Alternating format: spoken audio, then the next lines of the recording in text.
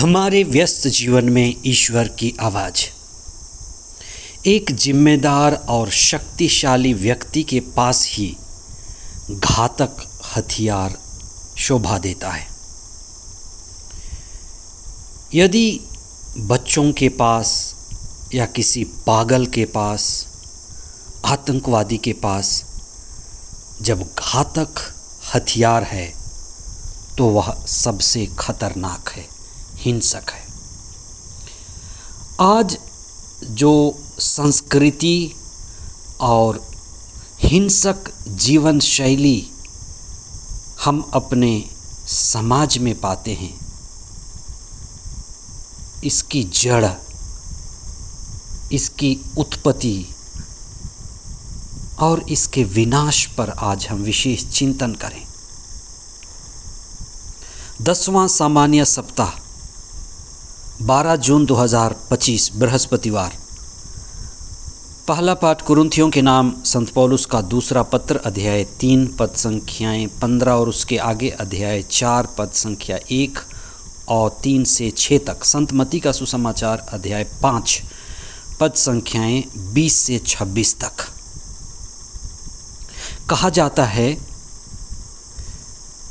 कि दुनिया का सबसे तेज और धारदार औजार सर्जरी करने वाले डॉक्टर के पास होता है, लेकिन जो डॉक्टर सबसे तेज और धारदार हथियार को पकड़ता है, उसका उपयोग करता है, उसका मन और उसका हाथ सबसे अधिक स्थिर होता है।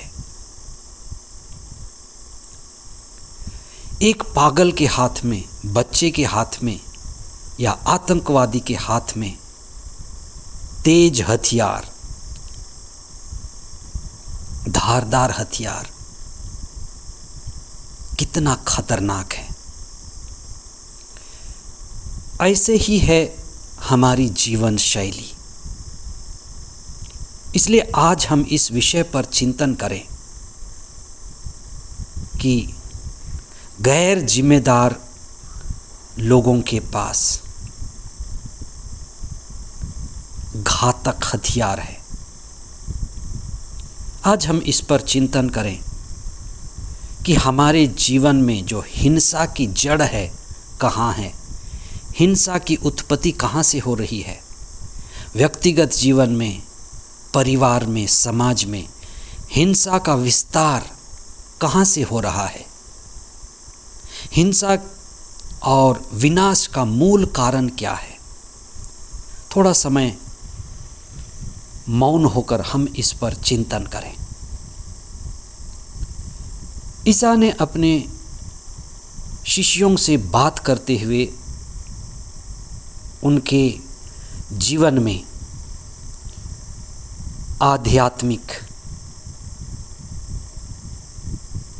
दिव्य, आदर्श समाज और सभ्यता के बारे में बताते हुए उनसे कहा कि तुमने सुना है कि कहा गया है, हत्या मत करो। हत्या करना जुर्म है, वर्जित है, लेकिन मैं तुमसे कहता हूँ।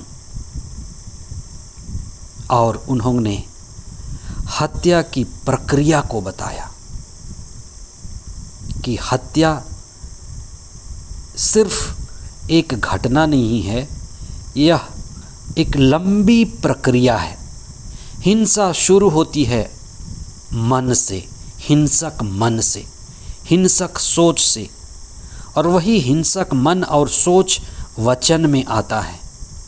तब हम हिंसक वचन बोलते हैं और फिर हिंसक वचन से हम हिंसक कार्य करते हैं, और ये प्रक्रिया हिंसा का है।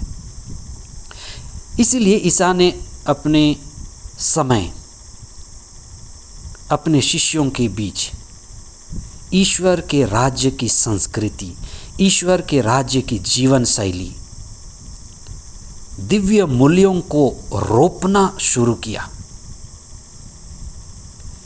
इसलिए ईसा ने सबसे पहले जो पूर्वजों से हिंसक संस्कृति और जीवन शैली आ रही थी उसको उखाड़ने के लिए कहा कि असली हिंसा कहाँ से शुरू हुई। धर्मशास्त्र को पढ़ेंगे तो हम पाएंगे कि ईश्वर ने जब मनुष्य को बनाया अदन वाटिका में तो पहले हिंसा नहीं थी। हिंसा अध्याय 3 में तब हुई जब आदम ने, हेवा ने ईश्वर के साथ रिश्ता तोड़ा। ईश्वर के साथ रिश्ता तोड़ते ही, ईश्वर के दिव्य आत्मा के छोड़ते ही पति पत्नी के बीच हिंसा शुरू हुई। एक दूसरे के प्रति दोषारोपण, पति और पत्नी एक दूसरे के ऊपर दोषारोपण क्यों करते हैं? पति पत्नी के बीच इतना ज़्यादा नोक झोंक क्यों है? तनाव क्यों है? तलाक की बात क्यों है? डोमेस्टिक वायलेंस इतना क्यों है? फिर आगे बढ़ते हुए भाई भाई की हत्या करता है, घर घर में हत्या होती है, रिश्तों की हत्या होती है और आगे चलकर माँ के कोख में बच्चों की हत्या होती है। ये सभी हिंसा की संस्कृति, हिंसक जीवन शैली जो उत्पन्न हुई है, इसका विस्तार हुआ है और ये विनाशक हो गया है। ईसा ने इसी हिंसक प्रवृत्ति को, प्रक्रिया को अपने शिष्यों को बताया और एक नए समाज, ईश्वर के राज्य, ईश्वर जो चाहता है उसकी शिक्षा और स्वर्ग की संस्कृति, स्वर्ग की जीवन शैली के बारे में उन्हें बताया और कहा कि क्या उपाय है। उन्होंने कहा मेल मिलाप। जब तुम अपने बैरी से मिलते हो तो समझौता करना सीखो, वार्तालाप करना सीखो, वार्तालाप को मौका दो। हर एक मनुष्य दूसरे मनुष्य के साथ रिश्ता रखता है, भाई भाई है, बहन बहन है, वसुधैव कुटुंबकम है, सारा संसार ही परिवार है। लेकिन ईश्वर के अभाव में, ईश्वर की अनुपस्थिति में, ईश्वरीय मूल्यों के अभाव में हम शत्रु बन जाते हैं, हत्यारे बन जाते हैं। इसलिए कुछ समय हम मौन होकर इस पर चिंतन करें कि मेरे मन में कितना हिंसा है, मेरे परिवार के लोगों के मन में, वचन में कितना हिंसा है, मेरे मन में, परिवार के लोगों के मन में, समाज के लोगों के मन में, वचन में, कर्म में कितना हिंसा है। और माता पिता किस तरह से इस हिंसक संस्कृति, हिंसक जीवन शैली के बारे में बच्चों को बताते हैं, संभालते हैं।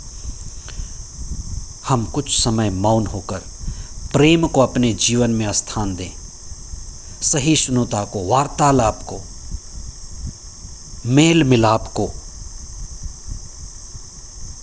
और इसी के द्वारा हम हिंसक संस्कृति पर प्रहार करें। आमीन।